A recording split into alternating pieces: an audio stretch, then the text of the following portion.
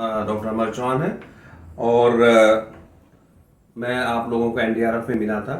तो मेरा एक जो पर्पज़ है इस वीडियो बनाने का ये है कि कॉग्निटिव ओवरलोड जो होता है अब वो उसको कैसे कम किया जाए। तो कई बार हम चीज़ सीखते हैं फिर भूल जाते हैं, फिर सीखते हैं फिर भूल जाते हैं।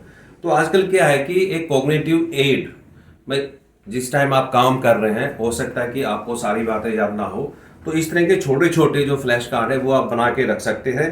आप सपोज करो आपको CABCD प्रोटोकॉल का फुल फॉर्म नहीं पता चल रहा है, तो आपका जो टीम लीडर है या कोई भी एक टीम मेंबर है वो इस तरह के कार्ड बना के जेब में रख सकता है। तो इसमें सारी फुल फॉर्म है, तभी आप देख सकते हो कुछ मिसिंग है तो।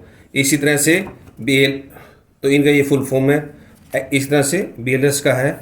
तो ये जो भी आपको टॉपिक लगता है कि आप नहीं याद कर सकते या बार बार में भूल जाते हैं, तो हर टीम में एक इस तरह के आप फ्लैश कार्ड बना के रख सकते हो और इनको पॉकेट में रख सकते हो। और जब इस तरह की कोई ट्रेजेडी होती है या आपको बुलाया जाता है तो उस टाइम जो टीम लीडर है या कोई भी एक आदमी उनको बता सकता है कि भाई ये आपने कर लिया, ये नहीं किया, क्योंकि ये सबको याद हो ही नहीं सकता।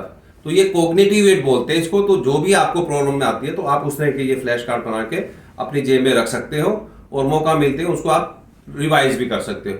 और जब भी आप इवन फील्ड में भी है तभी भी आप इसको रख सकते हैं, so that you can just revise in a minute कि हाँ अब ये हमें करना है। तो ये कॉग्निटिव ओवरलोड है, क्योंकि जैसे मैंने बताया कि हमारे माइंड में बेसिकली वर्किंग मेमोरी है वो शॉर्ट होती है, लॉन्ग टर्म मेमोरी है वो अनलिमिटेड है। पर हमें चाहिए वर्किंग मेमोरी जब हम काम कर रहे होते हैं। तो इसलिए फिर अगर हमारे वर्किंग मेमोरी में लोड ज़्यादा हो जाएगा, तो जैसे कि ट्रेजेडी का लोड है, पेशेंट बहुत ज़्यादा है, तो ये सब चीज़ें हम we tend to forget in stress. तो एक बार देख लेंगे तो फिर से याद आ जाएगी।